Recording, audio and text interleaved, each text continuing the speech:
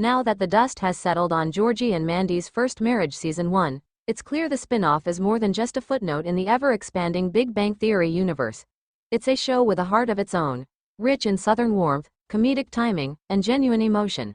But as the credits rolled on the final episode, one lingering thought has become difficult to ignore for fans who have followed the Cooper family saga from young Sheldon all the way to the Big Bang Theory.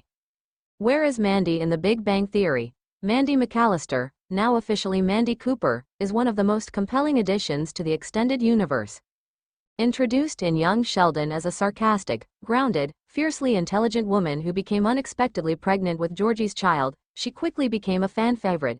She brought a refreshing energy to the show, holding her own against the chaos of the Cooper family while forming an endearing partnership with Georgie, who began as a brash, money-obsessed teen and matured into a caring father and husband. At least, by the standards of 1990s Texas. Georgie and Mandy's first marriage expands on their relationship in nuanced ways. We see Mandy navigating motherhood with both tenderness and realism, balancing her own ambitions with the demands of being part of the unpredictable Cooper clan. She's not just Georgie's wife or Cece's mother, she's a character in her own right, with agency, dreams, and a past that adds texture to her present. Which makes her complete and total absence in the Big Bang Theory all the more baffling. The curious case of selective continuity. It's no secret that the Big Bang Theory, while iconic, didn't always plan its lore with precision. Characters mentioned in early seasons were later contradicted. Sheldon's father, George Sr., was long painted as a deadbeat drunk until young Sheldon redeemed him into a layered, loving father. Missy, Sheldon's twin sister, was a one-episode cameo for years. Even Georgie was initially a punchline, remembered vaguely as a tire salesman who once called Sheldon a wackadoodle. But the Mandy issue is different. Her absence isn't just a matter of oversight. It now feels like a significant narrative gap. Season 1 of Georgie and Mandy's first marriage makes it clear. Mandy is essential to Georgie's journey, to the Cooper family, and to Cece's life. So why is she never mentioned by Sheldon as he recounts stories of his family in the Big Bang Theory? Was it retconned, or forgotten? There are a few theories, none of them satisfying. One is the idea that Mandy and Georgie eventually divorced, and that Mandy, though important during Sheldon's youth, didn't remain in the picture long-term. It's possible, but it feels unlikely, given the affection the shows have built between them. Another theory is more meta. That Mandy didn't exist in the original Big Bang Theory canon because the writers hadn't yet invented her. This is true, of course, but continuity isn't just about when a character was conceived. It's about how new storytelling weaves them into what already exists. Young Sheldon proved that was possible with George Sr. and Missy. Why not Mandy? And therein lies the frustration. The young Sheldon spin-offs, including Georgie and Mandy's first marriage, have done such an exceptional job of enriching the Cooper family tapestry. They've taken vague silhouettes and made them human. They've created love where there was once indifference.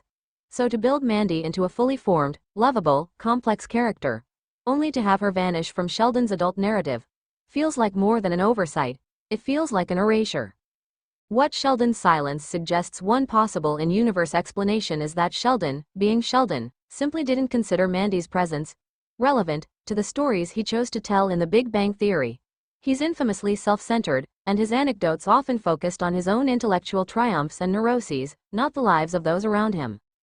But that excuse grows thin when you consider how often he referenced his mother, George Sr., and even his twin sister Missy. Why not Georgie's wife? Why not the mother of his niece? And that raises the real, more poignant possibility. Did something tragic happen to Mandy? It's not a fun theory, but it's a plausible one. Could Mandy have passed away? Could there have been a falling out? Could Sheldon's silence be born not of disinterest, but of grief or guilt? It's a theory that fans online have increasingly embraced, less because they want it to be true, and more because it feels like the only way to reconcile Mandy's glaring absence with the emotional weight her character carries now. The opportunity ahead. The end of Georgie and Mandy's first marriage season 1 opens the door to many possibilities. The show could explore Mandy's relationship with the rest of the Cooper family more deeply, dive into her own career or family background, or, crucially, start building a bridge between her world and Sheldon's adult years.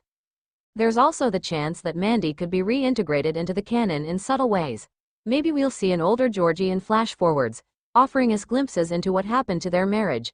Maybe Mandy will get the retrospective respect she deserves in a future Big Bang Theory reunion or epilogue. Because Mandy McAllister Cooper is too good a character to vanish into narrative oblivion. Conclusion. A character too big to forget. What makes the young Sheldon universe so compelling is that it dares to complicate what once seemed simple. It gives us reasons to care about characters we barely knew. And Georgie and Mandy's first marriage is the clearest example yet of this magic at work. But now that we know Mandy, now that we've seen her laugh, struggle, fight for her family, and carve out her own space in the Cooper legacy, her absence in the Big Bang Theory isn't just curious. It's confusing, it's painful, and it's a reminder that the stories we tell, and the ones we leave out, shape how we understand our favorite characters. Let's hope that in season 2, or somewhere beyond, Mandy gets the resolution she deserves. Because she's no longer just a side character. She's part of the heart of the Cooper story. And stories that big should never be forgotten. Would you like me to format this into a blog layout or help post it somewhere like Medium or Substack?